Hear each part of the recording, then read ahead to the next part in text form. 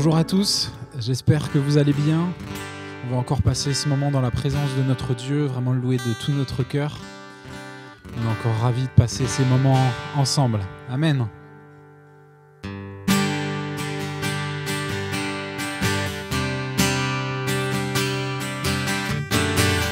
Nous venons célébrer Dieu, nous voulons l'adorer. Devant lui nous nous courbons pour élever son nom. Oh, oh, oh, oh, oh, oh, oh, oh. Nous venons célébrer Dieu, nous voulons l'adorer. Devant lui nous nous courbons pour élever son nom. Laissons entrer le roi de gloire, acclamons-le, Dieu de victoire, il est vainqueur, faisons-lui place, il est roi et Seigneur. Laissons entrer le roi de gloire, acclamons-le, Dieu de victoire, il est vainqueur, faisons-lui place, il est roi et Seigneur. Oh, oh, oh, oh, oh, oh, oh. Dieu est là, Dieu est là, il nous attend, il entend. Est-ce que nous croyons ce matin? Sa parole est éternelle, elle est notre essentiel. Laissons entrer le roi de gloire, acclamons-le, Dieu de victoire, il est vainqueur, faisons-lui place, il est roi et Seigneur. Laissons entrer le roi de gloire, acclamons-le, Dieu de victoire, il est vainqueur, faisons-lui place, il est roi et Seigneur. Oh, venons le remercier ce matin.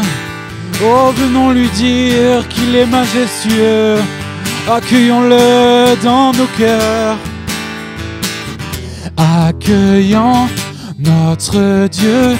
Il est le merveilleux, glorieux, majestueux. Oh, accueillons notre Dieu, il est le merveilleux, glorieux, majestueux. Laissons entrer le roi de gloire, acclamons-le, Dieu de victoire, il est vainqueur, faisons-lui place, il est roi et Seigneur. Laissons entrer le roi de gloire, acclamons-le, Dieu de victoire, il est vainqueur, faisons-lui place, il est roi et Seigneur. Oh, oh, oh, oh, oh, oh, oh, oh, oh, oh, Alléluia. Oh, sois le bienvenu, Seigneur Jésus. Oh, nous t'accueillons par nos prières, par nos chants. Seigneur Jésus, sois le bienvenu. Saint-Esprit, nous t'accueillons encore ce matin. Quelle joie de pouvoir te louer, t'adorer. Oh, nous voulons renouveler notre confiance en toi, Saint-Esprit, ce matin. Alléluia, à toi la gloire.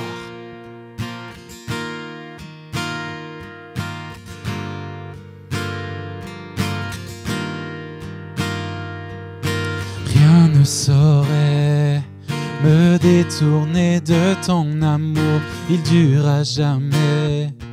Et guide mes pas chaque jour, je tiendrai bon. Je compterai sur toi. Rien ne saurait restreindre ta fidélité, ta grâce, je sais, m'entoure dans l'obscurité, je tiendrai bon. Je compterai sur toi. Oh,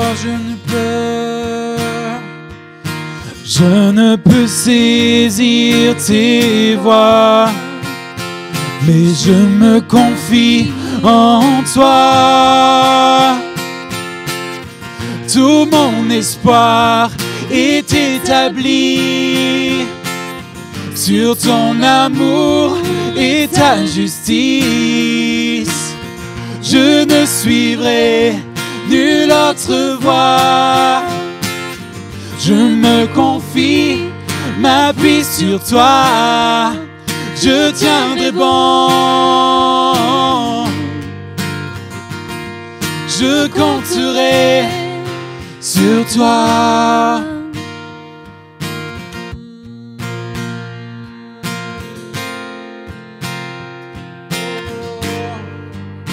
Toi mon abri,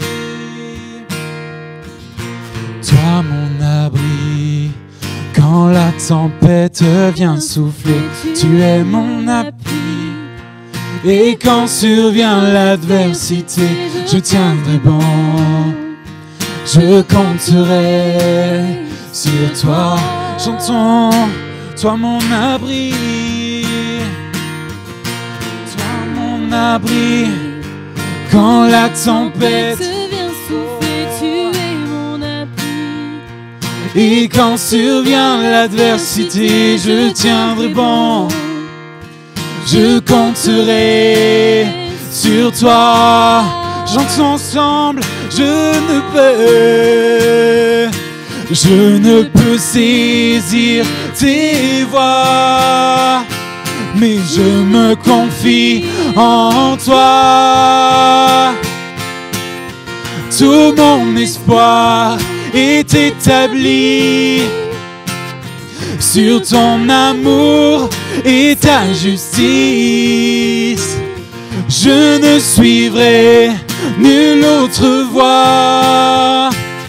Je me confie, m'appuie sur toi. Je tiendrai bon. Je compterai sur toi. Tout mon espoir, tout mon espoir est établi sur ton amour et ta justice. Je ne suivrai nulle autre voie. Je me confie, m'appuie sur toi. Je tiendrai bon. Je compterai sur toi. Oh, oh, oh. Je tiendrai bon. Je compterai sur toi. Je tiendrai bon. Je compterai sur toi. Je tiendrai bon. Je compte. Disons-lui ce matin. Je tiendrai bon. Je compterai sur toi. Je tiendrai bon. Je compterai sur toi. Je tiendrai bon. Je compterai sur toi. Je compterai sur toi. J'entends. Tout mon espoir est établi sur ton amour et ta justice. Je ne suivrai nul autre. Oh, disons-lui ce matin. Je me confie, m'appuie sur toi. Tout mon espoir est établi sur ton amour et ta justice. Je ne suivrai nulle autre voie.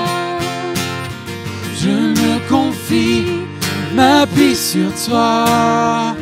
Je tiendrai bon. Je compterai sur toi. Oh, nous comptons sur toi, Seigneur Jésus. Oh, nous renouvelons notre confiance en toi, Jésus. Oh, tu es notre refuge, notre forteresse, oh Dieu. Oh, à toi la gloire, Jésus. Oh, tu es digne, Seigneur. Alléluia. Oh Seigneur, nous voulons nous confier en toi ce matin. Merci Seigneur, parce que tu es notre refuge, notre forteresse. Nous voulons déclarer que notre secours est en toi. Seigneur, qu'importe les circonstances, tu es là pour nous. À chaque instant de nos vies, tu es là. Et Seigneur, nous voulons vraiment déclarer cela ce matin. Prenons vraiment quelques instants pour déclarer au Seigneur ces paroles. Oh, je tiendrai bon, je compterai sur toi. Alléluia. Oh Seigneur, c'est notre désir ce matin. Alléluia, loué sois-tu Seigneur Jésus. Alléluia. Si la lune me glace et le soleil menace, Créateur des étoiles, mon secours est en toi. Oh, si mes larmes ruissellent et que mon pas chancelle, et que mon pas chancelle, Jésus, Créateur de la terre, mon secours est en toi. Oh, Jésus, je lève les yeux vers les hauts sommets. Toi seul est mon Dieu, je proclamerai.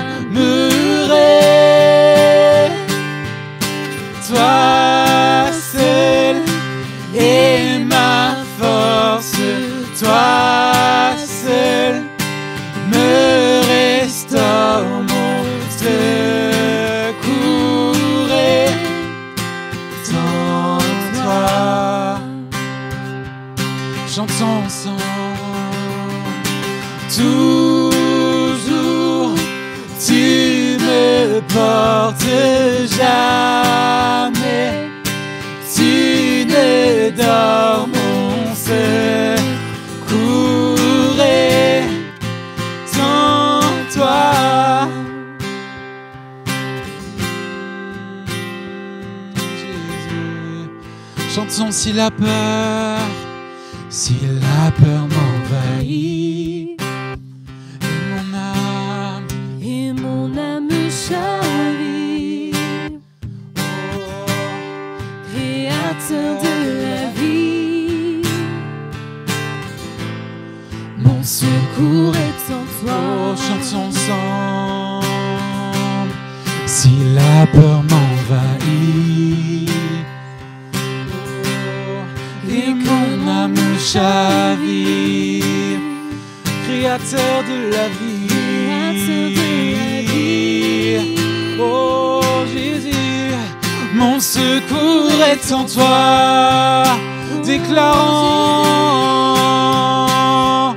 je lève les yeux vers les hauts sommets.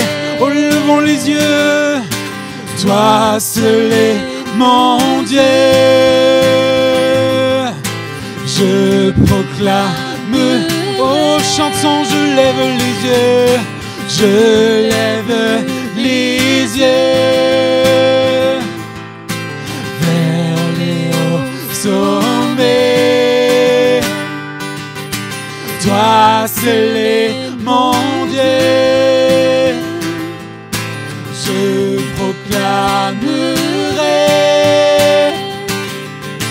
Toi seul est ma force, toi seul me restaure, mon secours est en tu me portes.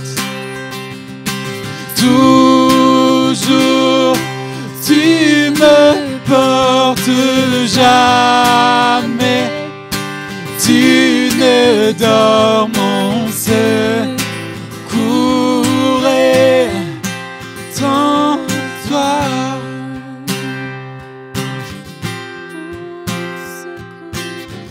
Oh Jésus. Oh, prenons ces quelques instants pour l'adorer ce matin, pour le remercier. Faisons monter le chant de notre cœur ce matin. Oh, aidons-nous peut-être de ces paroles pour déclarer combien Dieu est bon, combien il nous garde. Vraiment, remercions-le ce matin pendant ces quelques instants encore. Remercions-le. Alléluia, avec nos propres mots, avec le chant de nos cœurs. Disons-lui merci ce matin. Alléluia. Oh Jésus. Oh, nous louons ton nom, Seigneur. Oh, tu es bon en tout temps. Tu prends soin de tes enfants. Oh, tu nous guides, Jésus. Sois loué, oh, pour ta présence. Saint-Esprit, nous t'accueillons. Sois le bienvenu dans nos cœurs. Oh, nous t'élevons, nous t'adorons. Saint-Esprit, oh, tu es merveilleux. Oh, tu es merveilleux. Chantons ta victoire, mon espoir, ton chemin, mon destin, ton salut, mon refuge, tout est en toi. Ta victoire, mon espoir, ton chemin, mon destin, ton salut, mon refuge, tout est en toi.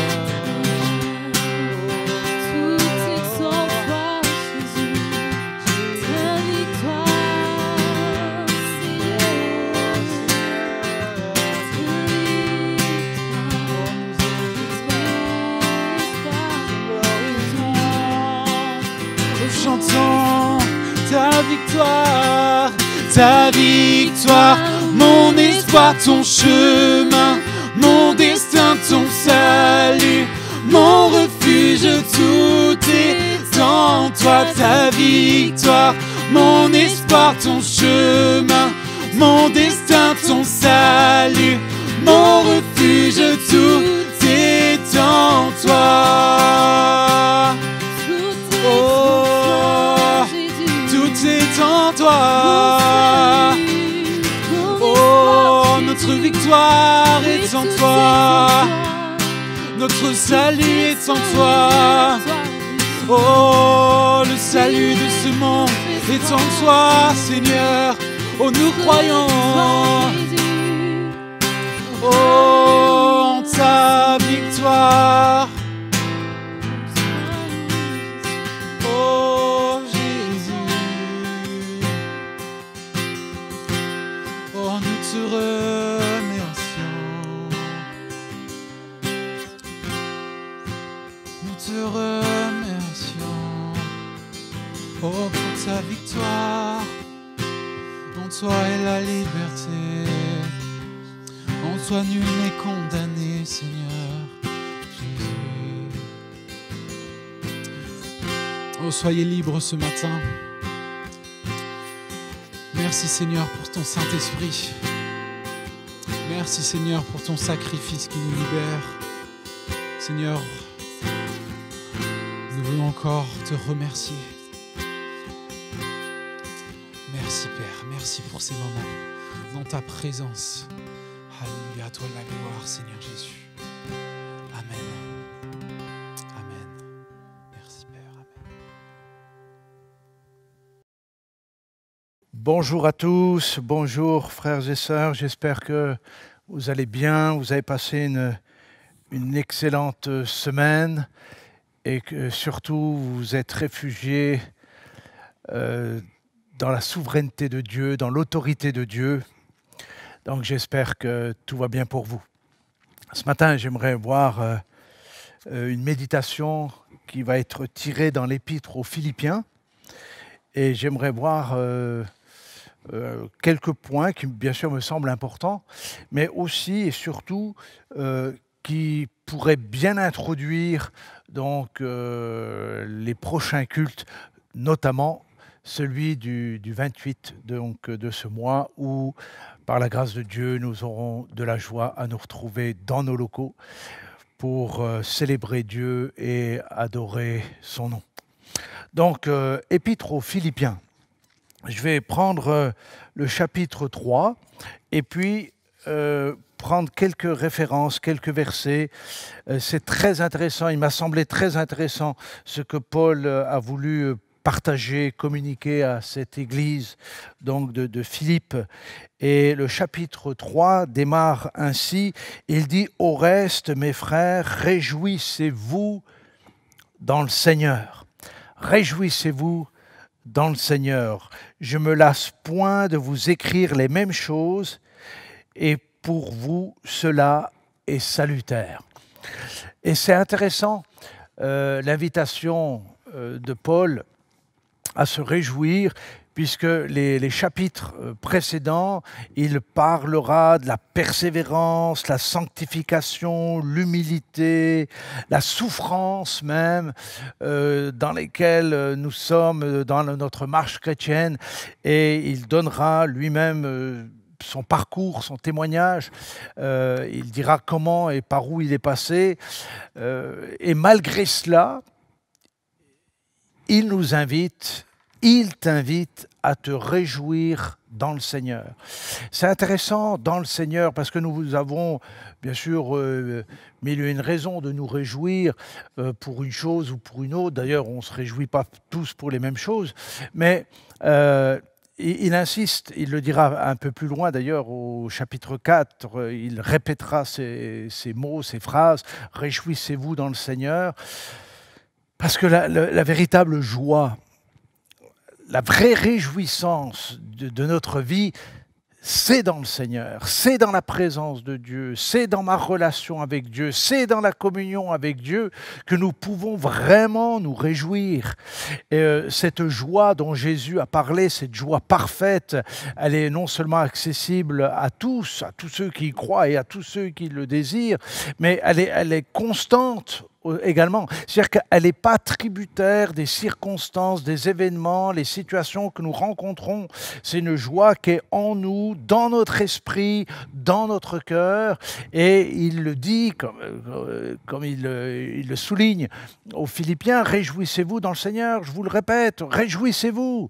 Et il insistera en disant « Je me lasse point de répéter les mêmes choses parce que c'est la répétition de la parole de Dieu dans notre cœur, dans notre esprit, qui fait que nous allons parvenir au salut, que nous allons parvenir à recevoir de sa part la force, le courage nécessaire pour user de persévérance dans notre marche chrétienne. » Donc, en introduction, réjouissez-vous ou apprenez à vous réjouir dans le Seigneur.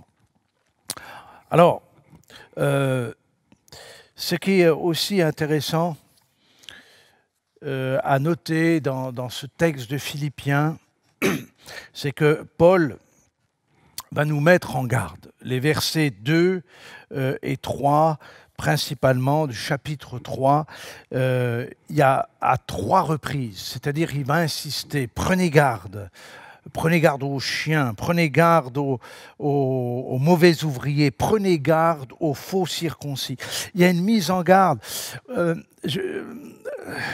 En réfléchissant, en priant, en méditant sur ce passage de Philippiens, me dit que bien souvent, et trop de disciples sont un petit peu la fleur au fusil, pensant que finalement tout est bien, qu'il n'y a pas à s'inquiéter, que dans toutes circonstances, Dieu sera là, et il l'est bien sûr, mais il n'y a pas de mise en garde, c'est-à-dire ils ne prennent pas soin spirituellement de leur âme, de leur vie. Et je pense que là, il y a potentiellement un danger pour ceux qui sont dans la marche chrétienne, ceux qui ont fait choix de suivre Jésus. Si Paul insiste en disant aux Philippiens, il s'adresse à des croyants, il s'adresse à des disciples en disant attention, prenez garde. C'est-à-dire qu'il y a potentiellement des pièges, il y a potentiellement des risques dans notre marche qui pourraient effectivement nous détourner de notre vocation et qui pourrait nous détourner de notre marche spirituelle. Donc prenons garde. Je ne vais pas développer les raisons pour lesquelles nous devons faire attention, prendre garde, mais il va citer trois choses, c'est-à-dire les chiens, ça n'a rien à voir avec Bobby ou avec Médor, ça n'a rien à voir avec ça. C'est les chiens, c'est ceux qui vivent dans l'impureté, ceux qui vivent dans le dérèglement. Donc, mais aussi les mauvais ouvriers. Et puis les faux circoncis, c'est-à-dire ceux qui composent le peuple de Dieu, mais qui ne connaissent pas le Seigneur, qui sont là, mais qui ne connaissent pas Dieu. Donc il y a une mise en garde là, et il rappelle que ce que nous avons reçu de Dieu, je dirais la vocation à laquelle nous avons été appelés, au moment où nous avons cru, au moment où nous avons fait le choix de suivre le Christ, alors qu'il s'est révélé à nous, alors qu'il s'est manifesté dans notre vie, nous avons par la révélation reçue fait le choix de maintenant vouloir le suivre. Donc il y a cette mise en garde.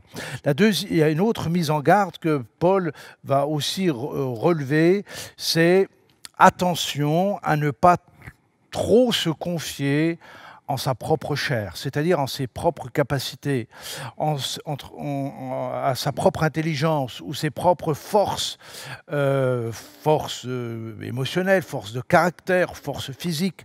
Et il dit attention, n'ayons pas une démesure quant à la confiance en soi. Pourquoi? Parce que notre marche, elle est d'abord spirituelle. Ce n'est pas sur notre propre chair que nous devons nous appuyer ou nous reposer pour marcher avec Dieu, mais c'est sur son esprit, par son esprit en nous, que nous sommes rendus capables de participer à la course spirituelle. Il y a, vous voyez, ce paradoxe entre ceux qui ont un manque de confiance en soi énorme, et ceux-là ont besoin d'avancer et de progresser dans la confiance en soi, mais il y a ceux qui ont trop confiance en eux et ils marchent selon la chair au lieu de compter sur l'assistance du Saint-Esprit. Regardez ce qu'il dit. Lui est bien placé puisque Paul était un homme non seulement d'un fort tempérament, un fort caractère, il avait aussi une intelligence peut-être hors norme, c'est un grand penseur, un grand intellectuel, mais il a accepté de renoncer à cela pour pouvoir s'appuyer par la foi dans ce que le Saint-Esprit peut faire en lui pour persévérer dans sa propre marche spirituelle. Regardez, c'est intéressant. Il dit ceci. Ne mettons point, à la fin du verset 3, ne mettons point notre confiance en la chair. Moi aussi, cependant, j'aurais sujet de mettre ma confiance en la chair. Si quelqu'un croit pouvoir se confier en la chair, je le suis bien davantage. Et là, il étale ce qu'il est humainement, émotionnellement, intellectuellement. Il dit « Moi circoncis le 8e jour de la race d'Israël, de la tribu de Benjamin, hébreu, né d'hébreu, quant à la loi, pharisien, quant aux zèles, persécuteur de l'Église, irréprochable à l'égard de la justice de la loi. Mais ces choses, qui étaient pour moi des gains, je les ai regardées comme une perte à cause de Christ. Ce qui faisait sa propre gloire, ce qui faisait sa notoriété, ce qui faisait sa gloire, il a accepté de renoncer à ces choses pour Christ. Et même, je regarde toutes ces choses comme une perte à cause de l'excellence de la connaissance de Jésus, mon Seigneur, pour lequel j'ai renoncé à tout. Est-ce qu'il n'y a pas là, de la part de Paul, un appel à la réflexion et de se dire tout ce qui pouvait peut-être générer l'ego, le moi, la surestime de soi, il a accepté de renoncer à tout cela pour Christ et à cause de Christ. Est-ce qu'il n'y a pas là pour nous ce matin un appel à se poser la question, mais où est-ce que j'en suis moi aussi dans ma marche? Est-ce que je me suis laissé aller à accepter, parce que personne ne pourrait le faire pour vous, mais accepter de renoncer à tout pour la connaissance de Christ, pour le Christ? Est-ce que le Christ au centre et au cœur de ma vie est là simplement parce que j'ai accepté et je veille à renoncer à ce qu'il faut pour que Christ reste le premier dans ma vie? En tout cas, c'est la réflexion et c'est la proposition que Paul nous fait ce matin. D'ailleurs, ces textes-là, nous les retrouvons dans les paroles de Jésus, où il dira à ceux qui le suivaient, si vous n'êtes pas disposés à renoncer à tout, vous ne pouvez pas être mes disciples. Ça veut dire que vous ne pouvez pas me suivre. Vous ne pouvez pas m'accompagner. Méditons un peu là-dessus. Et dans cette période-là où nous sommes maintenant dans le déconfinement, j'espère que vous avez pu, pendant cette période de 2-3 mois, vous fortifier puissamment dans le Seigneur et que vous êtes repartis sur des vraies valeurs spirituelles, où vous avez pu réfléchir, vous placer devant le Maître et vous dire, mais finalement, est-ce que je ne me suis pas laissé emporter, est-ce que je ne me suis pas laissé entraîner à toutes sortes de choses, et que finalement cette période a été propice pour remettre de l'ordre et remettre des priorités. Donc, réfléchissons et méditons là-dessus. J'ai renoncé à tout, dit l'apôtre. Elles étaient pour moi, ces choses étaient pour moi comme des gains, mais je les ai regardées comme une perte à cause de Christ. Ok, regardons encore un peu plus loin. Et il explique la raison ou les bonnes raisons pour lesquelles il a accepté cela. Il dira ceci, je les ai regardés comme une perte à cause de l'excellence de la connaissance de Jésus-Christ, mon Seigneur, pour lequel j'ai renoncé à tout. Je les regarde comme de la boue, afin de gagner Jésus, afin de gagner Christ, et d'être trouvé en lui, non avec ma justice, celle qui vient de la loi, mais avec celle qui s'obtient par la foi en Christ, la justice qui vient de Dieu par la foi. Est-ce que nous comprenons le sens de ce texte? Paul est en train de tenter de nous expliquer que ce n'est pas par notre propre justice. Le critère, ce qui va peser devant Dieu, ce n'est pas notre propre justice, c'est la justice de Dieu qui s'obtient par la foi. Donc, en quelque sorte, ma vie, je peux la juger personnellement par la justice de Dieu. Pas ce qui, moi, me semble juste à mes propres yeux, mais qu'est-ce qui est juste aux yeux de Dieu? C'est cela qui est le plus important. C'est ça qui est primordial.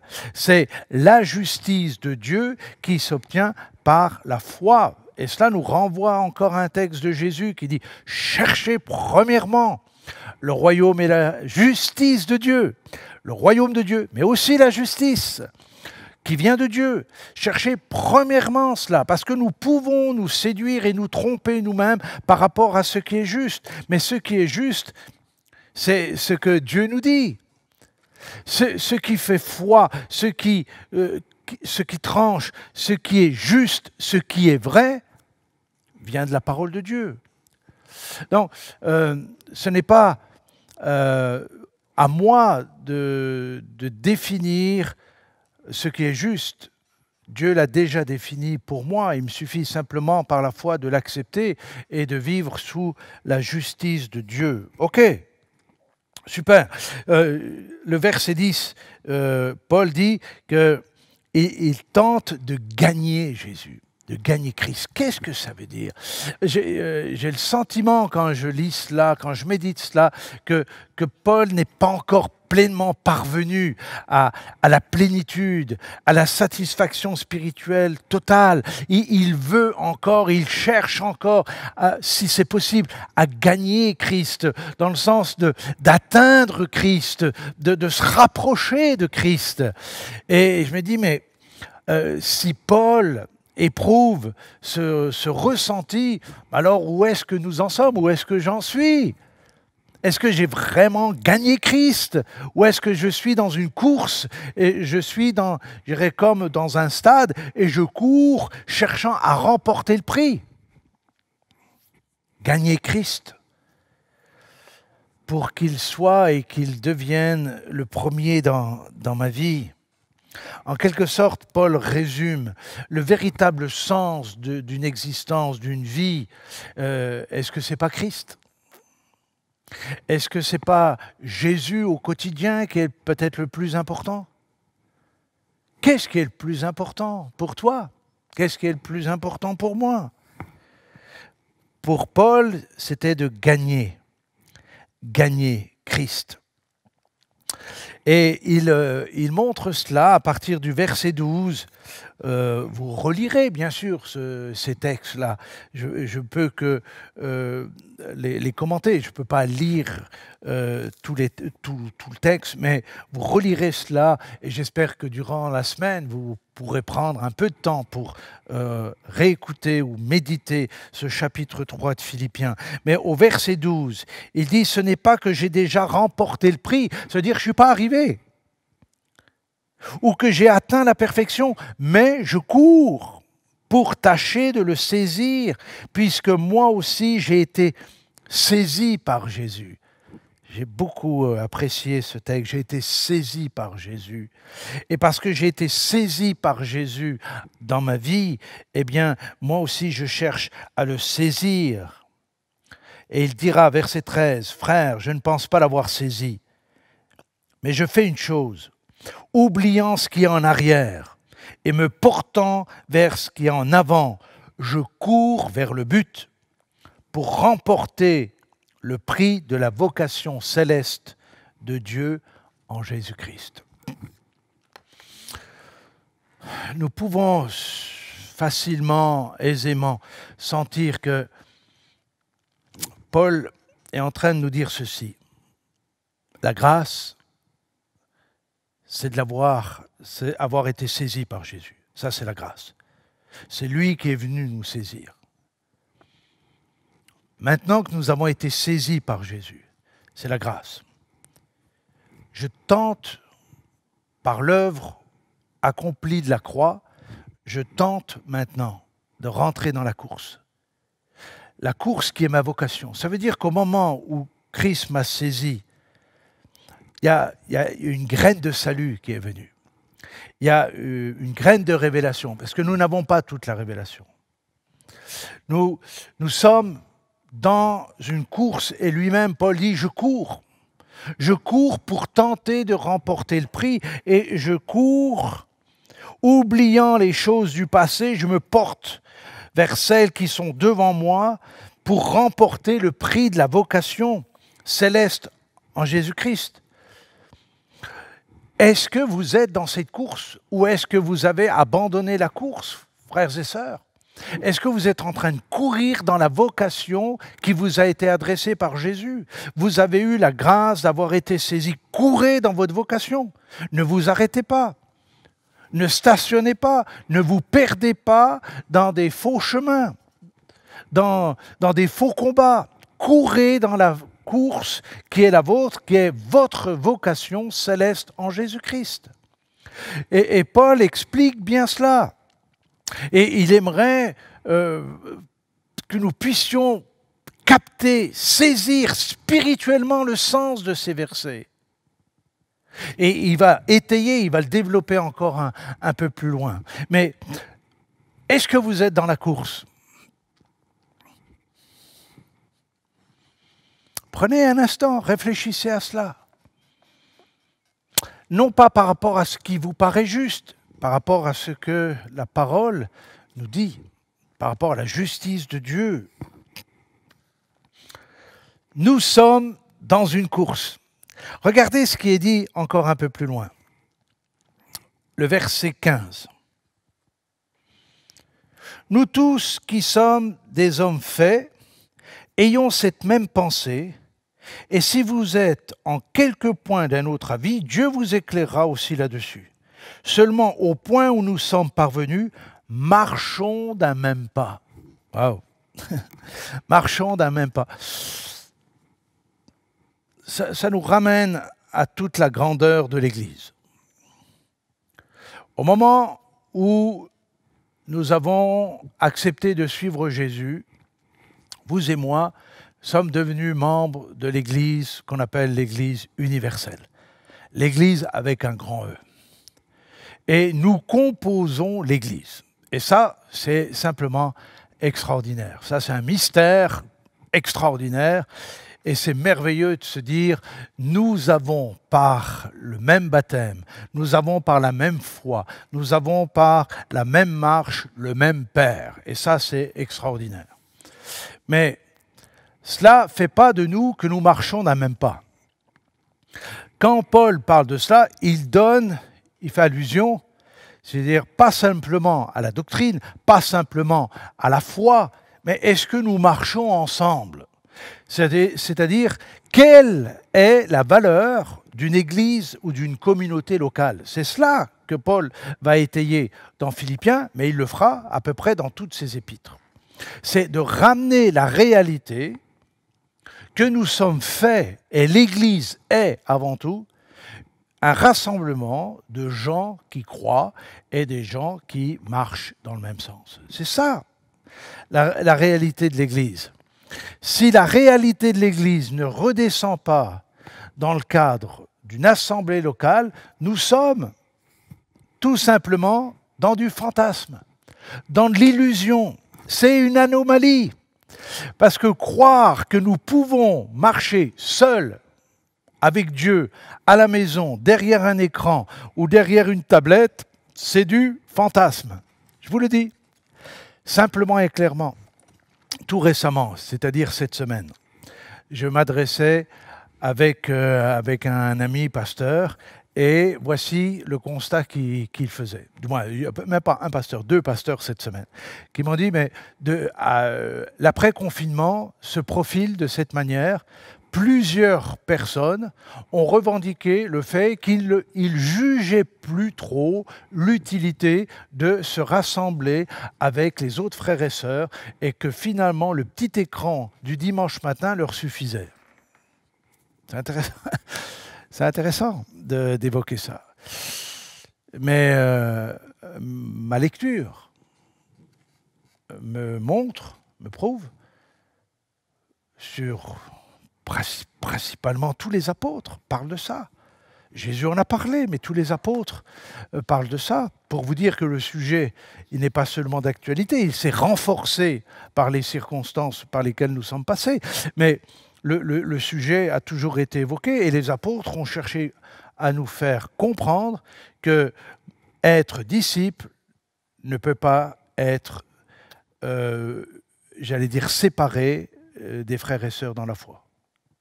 Tu aimeras ton prochain comme toi-même. Ton prochain, c'est d'abord ton frère et ta sœur dans la foi. Si j'aime mon prochain, alors j'éprouve forcément le désir et la nécessité de les rencontrer, de vivre des choses avec, de prier ensemble. Et puis, que faire de tous ces textes qui disent « Priez les uns pour les autres, soumettez-vous les uns les autres, exhortez-vous les uns les autres, etc. » nous renvoie toujours vers l'autre. En quelque sorte, nous ne pouvons pas suivre Christ si nous sommes coupés du corps. Il n'est pas possible. C'est simplement pas possible. Je vous le dis, frères et sœurs. Même si ça ne vous fait pas plaisir d'entendre ces choses, je vous dis que si vous n'êtes pas rattaché directement à une communauté, c'est que vous avez quitté la course. La course se fait forcément au pluriel. Forcément, méditez là-dessus et relisez les textes. Ok. Que dire encore? Et je vais terminer. Paul dira ceci. Il nous invite à l'imiter dans sa foi et dans sa marche. Vous lirez tranquillement du verset 17 au verset 21. Là où il nous invite, c'est à l'imiter. Et il dira, verset 17, « Soyez tous mes imitateurs, frères, et portez les regards sur ceux qui marchent selon le modèle que vous avez en nous. » Je ne sais pas qui est votre modèle, je ne sais pas qui est votre source d'inspiration, mais ne prenez pas trop bas, parce que plus vous prendrez bas, plus vous serez tiré vers les choses d'en bas. Mais tirez un modèle élevé. Christ d'abord, Paul ensuite, et encore bien d'autres encore qui sont pour nous des modèles. Car il y a plusieurs qui marchent en ennemis de la croix du Christ. Je vous en ai souvent parlé, j'en parle encore maintenant en pleurant. Leur fin sera la perdition. Ils ont pour Dieu leur ventre. Ils mettent leur gloire dans ce qui fait honte. Ils ne pensent qu'aux choses de la terre.